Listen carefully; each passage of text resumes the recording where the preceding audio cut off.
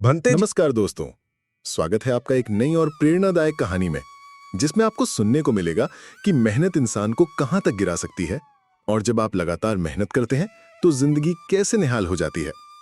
साथ ही आप जानेंगे कि एक सच्चा जीवन साथी किस तरह किसी की पूरी जिंदगी बदल सकता है। तो चलिए शुरू करते हैं आज की इस दिल को छू लेने वाली कहानी। युवक था जो एक छोटे से गांव में मजदूरी करके अपना जीवन यापन करता था। उसके माता पिता का देहांत हो चुका था और उसके पास कोई खेत या जमीन नहीं थी।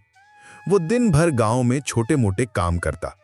जहां भी कोई उसे काम के बदले थोड़े से पैसे या खाना दे देता था, वही काम करने लग जाता था। जिस दिन काम नहीं मिलता, वो जंगल से लकड़ियां इकट्ठा करके बेचता और इस तरह उसका गुजारा चलता था। कभी कभी घर में ही मिट्टी के दिए घड़े बनाता, उन्हें भी बेचता। कुछ समय बाद विजय की शादी हो गई। उसकी पत्नी माया एक अत्यंत सुंदर और सौम्य सरल स्वभाव की लड़की थी। गांव वाले अक्सर कहते थे कि इतनी सुंदर और गुणी लड़की का विजय जैसे साधारण व्यक्ति के जीवन में होना किसी चमत्कार से कम नहीं। विजय भी कई बार सोचता कि उसके भाग्य में सिर्फ गरीबी ही लिखी है। फिर भी वो मेहनत से कभी पीछे नहीं हटता था। ईमानदारी की ही कमाई खाता। वो अपनी पत्नी को सारी सुख सुविधाएं देना चाहता था, पर उसकी गहरी गरीबी उसे कुछ करने की अनुमति नहीं देती थी। इस चिंता में वो दिन ब दिन कमजोर होता जा रहा था। सोचता कि कब वो अपनी पत्नी को सुख दे पाएगा। आप हर समय किस चिंता में डूबे रहते हैं? विजय ने उदास स्वर में कहा। माया, मैं हमेशा तुम्हारे बारे में ही सोचता रहता हूं। मैं तुम्हारी सुंदरता को गहनों और सुंदर वस्त्रों से सजा नहीं पा रहा। तुम्हारी खूबसूरती जिस सजावट की हकदार है, वो मैं तुम्हें नहीं दे पा रहा हूं। माया ने बड़े प्यार से विजय का हाथ पकड़ा और जवाब दिया, आप ये क्या कह रहे हैं? एक स्त्री का असली आभूषण तो उसकी मांग का सिंदूर है। मेरा सुख तो आपकी मुस्कान में है। आप बिना कारण खुद को दुखी करके मुझे भी दुख दे रहे हैं। मैं आपके साथ बहुत खुश हूं। आपके प्रेम में मुझे संसार के सारे सुख मिल जाते हैं। विजय माया की बातों से कुछ हद तक संतुष्ट हुआ, पर उसके मन में कसक अभी भी बनी रही। वो क्या कर सकता था? वो चुपते से अपने जीवन की गाड़ी खींचता रहा। दिन भर मजदूरी करता और शाम को थक हार कर घर लौटता।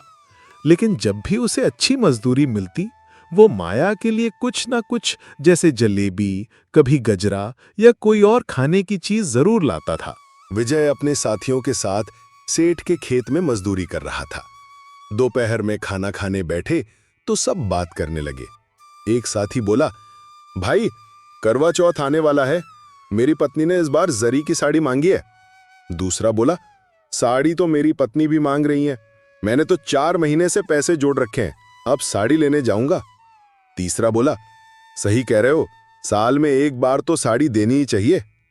विजय चुपचाप सुन रहा था। उसके दिमाग में माया की तस्वीर घूमने लगी। वो सोचने लगा कि इस करवा चौथ पर जब सब अपनी पत्नियों को नई साड़ियां देंगे और उसकी सुंदर पत्नी पुरानी फटी साड़ी में घर से निकलेगी, तो उसे कितनी शर्मिंदगी महसूस होगी। ये सोचकर विजय की आंखों में आंसू आ गए। तभी उसे एक विचार आया। उसके पास एक स्वस्थ और सुंदर बछड़ा था। अगर वो उसे पशु बाजार में बेच दे तो शायद एक अच्छी साड़ी के लिए पैसे मिल जाएंगे। इससे माया भी करवा चौथ पर नई साड़ी पहन सकेगी। ये सोचकर उसने सेठ से अगले दिन की छुट्टी ले ली। अगले दिन सुबह सुबह वो बछड़े को लेकर निकल पड़ा बाजार की ओर। माया ने पूछा, कहाँ जा रहे हो? इस बछड़े को क्यों ले जा रहे हो? विजय ने जवाब दिया, ऐसे बेचने जा रहा हूं, जरूरत पड़ गई है, बाद में बताऊंगा। माया ने ज्यादा सवाल नहीं किए, क्योंकि वो देख रही थी कि विजय रात से किसी उलझन में था। विजय सोच रहा था कि अचानक नई साड़ी देखकर माया कितनी खुश होगी। वो उसका खुशी से भरा चेहरा देखना चाहता था। रास्ते में वो यही सोचता रहा और जल्दी ही पशु बाजार पहुंच गया। संयोग से उसे तुरंत एक ग्राहक मिल गया, जिसने बछड़े के अच्छे दाम दिए।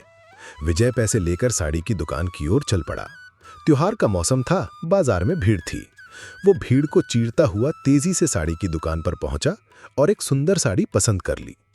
लेकिन जब उसने पैसे देने चाहे तो उसकी थैली गायब थी। शायद भीड़ में किसी ने उसके पैसे चुरा लिए थे। दुकानदार ने उसे घूरकर देखा। विजय ने कहा, साहब, लगता है किसी ने मेरे पैसे चुरा लिए। वो रोने लगा और थक हार कर घर लौट आया। धीमे कदमों से चलता हुआ वो शाम तक घर पहुंचा। माया ने उसका मुरझाया चेहरा देखकर समझ लिया कि कुछ गड़बड़ हो गई है। पूछने पर विजय ने सारी बात बताई और फूट फूट कर रोने लगा। उसका धैर्य टूट चुका था। माया ने उसे सांत्वना दी और कहा, कोई बात नहीं, अगले साल आप मुझे नई साड़ी दिला देना। दोनों खाना खाकर सो गए। अगले दिन सेठ के खेतों का काम खत्म हो चुका था। विजय के पास कोई और काम नहीं था। उसने सोचा कि जंगल से लकड़ियां लाकर बेच लेगा। उसने खाना और पानी लिया और जंगल की ओर निकल पड़ा। वहां उसने कुछ लकड़ियां इकट्ठी की और दोपहर में एक पेड़ के नीचे सुस्ताने लगा। तभी वहां से एक भंते जी गुजर रहे थे, जिन्हें बहुत प्यास लगी थी। आसपास पानी नहीं था। विजय को देखकर भंते जी ने सोचा कि शायद उसके पास पानी हो। भंते जी ने विजय को जगाया और कहा, बेटा, अगर तुम्हारे पास पानी है तो मुझे पिला दो। विजय को भंते जी पर दया आई। उसने भंते जी को पानी पिलाया और अपनी बची हुई 2 रोटियां भी खिला दी। भंते जी बहुत खुश हुए और बोले, बेटा, इस तपती गर्मी में तुमने पानी और खाना देकर मेरे प्राण बचाए। कुछ मांगना चाहते हो? विजय ने कहा, भंते जी, मेरे भाग्य में तो सिर्फ दुख लिखा है। सुख मेरे हाथ आकर भी चला जाता है। फिर उसने भंते जी को अपनी कहानी सुनाई। भंते जी ने कहा, बेटा, भाग्य के भरोसे मत रहो, मेहनत करते रहो, ईमानदारी से तुम्हें उसका फल जरूर मिलेगा। ये कहकर भंते जी ने एक कीमती अंगूठी निकाली और विजय को देते हुए कहा, ये अंगूठी मुझे एक राजा ने दी थी। मेरे लिए इसका कोई उपयोग नहीं। इसे बेचकर तुम्हें अच्छा धन मिलेगा। विजय ने खुशी खुशी अंगूठी ली और अपने गमछे में बांध ली। भंते जी चले गए। विजय ने लकड़ियां इकट्ठी की और गांव की ओर चल पड़ा। रास्ते में उसे प्यास लगी, लेकिन उसने सारा पानी भंते जी को पिला दिया था। प्यास से व्याकुल होकर वो पास की नदी की ओर गया। नदी के किनारे पहुंचकर वो पानी पीने लगा। अचानक उसका गमछा नदी में गिर गया। विजय ने फुर्ती से गमछा पकड़ा, लेकिन अंगूठी गायब थी। वो फिर मायूस हो गया। सुख उसके हाथ से फिर निकल गया। दुखी मन से वो घर लौटा और माया को सारी बात बताई। माया ने उसे सांत्वना दी। अगली सुबह विजय फिर काम पर निकला। गांव के एक सेठ के खेत में उसे काम मिल गया। सेठ ने शाम को पूरी मजदूरी दे दी। विजय ने सोचा कि माया को मछली बहुत पसंद है, तो वो बाजार से एक बड़ी मछली खरीद लाया। माया ने मछली काटी तो उसमें से एक चमकती अंगूठी निकली। वो दौड़कर विजय के पास गई और बोली, ये तो वही अंगूठी है जो भंते जी ने दी थी। विजय हैरान रह गया। अगले दिन दोनों सुनार के पास गए और अंगूठी बेचकर अच्छे पैसे मिले। विजय ने उस पैसे से खेत खरीदा। इसके बाद उनका जीवन सुखमय हो गया। कुछ समय बाद उनके यहाँ एक संतान हुई और उनका परिवार बहुत खुशहाल रहा। आपको ये कहानी कैसी लगी, हमें कमेंट करके जरूर बताएं। साथ ही अपना नाम, गांव का नाम और शहर का नाम भी अवश्य लिखें, क्योंकि जिनके नाम हमें मिलेंगे हम उन नामों को अपनी अगली कहानियों के पात्रों में शामिल कर सकते हैं। हम जल्दी फिर मिलेंगे एक नई रोचक और प्रेरणादायक कहानी के साथ, जो आपको जिंदगी जीने का नया नजरिया सिखाएगी। और हाँ दोस्तों, कहानी के अंत में दिए गए 4 वीडियोस जरूर देखना ना भूलें, क्योंकि उनमें भी आपको जीवन की अनमोल सीखें मिलेंगी। तब तक के लिए धन्यवाद। नमस्कार दोस्तों।